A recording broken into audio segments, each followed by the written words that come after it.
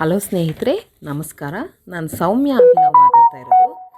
ಇವತ್ತು ನಾನು 15ನೇ ಕಂತು ಬಿಡುಗಡೆಗೆ ಪ್ರಾರಂಭ ಆಗಿದೆ ಅನ್ನೋ ಖುಷಿ ವಿಚಾರನ ಹೇಳಕ್ಕೆ ಬಂದಿದ್ದೇನೆ.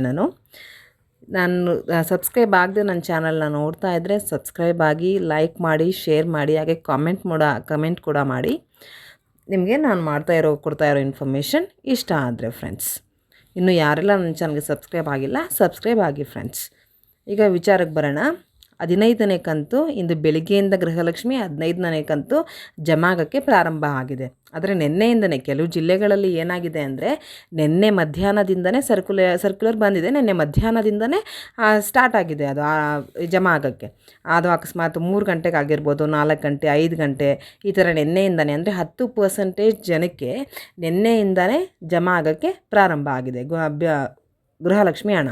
ಇವತ್ತು ಬೆಳಿಗ್ಗೆ 10 ಗಂಟೆಯಿಂದ ಅಂದರೆ ಸಂಜೆ ಬೆಳಿಗ್ಗೆ 10 ಗಂಟೆಯಿಂದ ಇವತ್ತು ಸುಮಾರು ಆಲ್ಮೋಸ್ಟ್ ಹೇಳ್ಬೇಕಂದ್ರೆ 65-70% ಜನಕ್ಕೆ ಇವತ್ತು 10 ಗಂಟೆಯಿಂದನೇ ಸಂಜೆವರೆಗೂ ಅಂದರೆ 9 ಗಂಟೆವರೆಗೂ ವೇಟ್ ಮಾಡಿ ನೀವು. ಇನ್ನೂ ಕೆಲವರಿಗೆ ಬಂದಿಲ್ಲ, ಇನ್ನು ಮೈಸೂರಿಗೆಲ್ಲ ಇನ್ನೂ ಜಮಾನೇ ಆಗಿಲ್ಲ. ಮೈಸೂರಿಗೆ ಇನ್ನೂ 14ನೇ ಕಂತೆ ಜಮಾ ಆಗಿಲ್ಲ.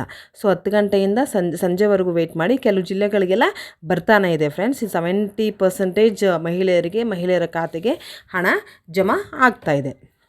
ಇವತ್ತು ಖಂಡಿತ ಬಂದೇ ಬರುತ್ತೆ. ನವೆಂಬರಲ್ಲಿ ಕೊಡಬೇಕಿತ್ತು ಅಷ್ಟೇ, ಅದನ್ನು ಡಿಸೆಂಬರಲ್ಲಿ ಕೊಡ್ತಾ ಇದ್ದಾರೆ. ಇದಕ್ಕೆ ಬಿ ಜೆ ಪಿಯವರು ಏನಂತ ಆರೋಪ ಮಾಡಿದರು ಕಾಂಗ್ರೆಸ್ ಮೇಲೆ. ಬಿ ಜೆ ಪಿಯವರು ಎಲೆಕ್ಷನ್ ಸಮಯ ಇತ್ತಲ್ಲ, ಎಲೆಕ್ಷನ್ ಬಂದಿದೆ ಅಲ್ವಾ, ಈ ಸಮಯದಲ್ಲಿ ಅವ್ರು ಕೊಡ್ತಾರೆ.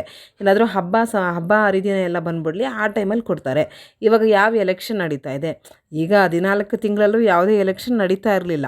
ಆದ್ರೂ ಕಾಂಗ್ರೆಸ್ ಅವರು ಹೇಳಿದ ಮಾತನ್ನ, ಆಮಿಷವನ್ನು ಎಲ್ಲ ಉಳಿಸ್ಕೊಂಡ್ರು ತಾನೆ. ಈಗ ಎಲೆಕ್ಷನ್ ಮತ್ತು ಹಬ್ಬ, ಯಾವ ಹಬ್ಬನೂ ಕೂಡ ಇರಲಿಲ್ಲ.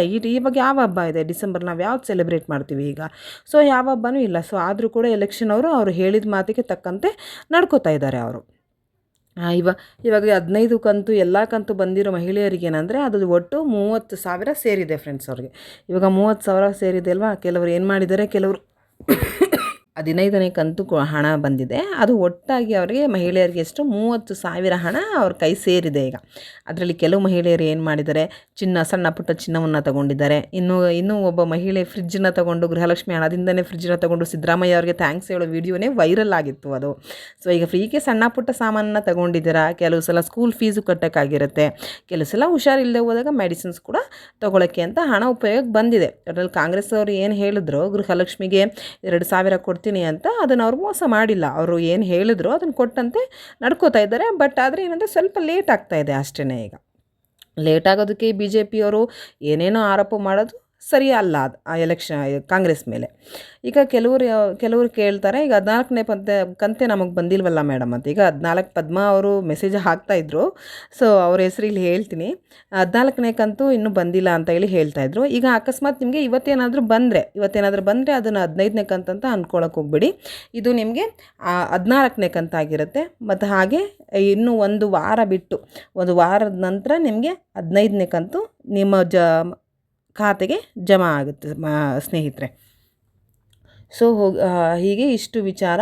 ಇದರಲ್ಲಿ ಏನಂದರೆ, ಈಗ ಕಾಂಗ್ರೆಸ್ ಅವರು ಮಾತು ಕೊಟ್ಟಿದ್ದರು, ಇವಾಗ ನಮಗೆ ಕೊಡ್ತೀವಿ, ಮತ್ತು ಬಸ್ ಫ್ರೀ ಇತ್ತು, ಹೀಗೆ ಆಮೇಲೆ ವಿದ್ಯುತ್ ಫ್ರೀ ಈ ಥರ ಎಲ್ಲ ಹೇಳಿದರು. ಅದೆಲ್ಲ ನಡ್ಕೋತಾ ಇದ್ದಾರೆ. ಕೆಲವು ಮನೆಗಳಲ್ಲಿ ಝೀರೋನೇ ವಿದ್ಯುತ್ ಫೀಸ್ ಬರ್ತಾಯಿದೆ. ಈಗ ಅದೆಲ್ಲ ಅವ್ರು ಏನು ಹೇಳಿದರು, ಏನು ಭಾಷೆ ಕೊಟ್ಟಿದ್ರು ನಮಗೆ, ಅದು ಹಾಗೇ ಅವರು ನಡ್ಸ್ಕೊಂಡು ಹೋಗ್ತಾ ಇದ್ದಾರೆ. ಸೊ ಕಾಂಗ್ರೆಸ್ ಮೇಲೆ ಬಿ ಜೆ ಪಿಯವರು ಇಲ್ಲ ಸಲ್ಲದ ಆರೋಪ ಎಲ್ಲ ಮಾಡೋದು ಸರಿಯಲ್ಲ. ಸೊ ಈಗ ನಾನು ಕೊಟ್ಟಿದ್ದ ಇನ್ಫಾರ್ಮೇಷನ್ ನಿಮ್ಗೆ ಇಷ್ಟ ಆದರೆ ಲೈಕ್ ಮಾಡಿ, ಶೇರ್ ಮಾಡಿ, ಕಾಮೆಂಟ್ ಮಾಡಿ, ಸಬ್ಸ್ಕ್ರೈಬ್ ಆಗಿ ಫ್ರೆಂಡ್ಸ್.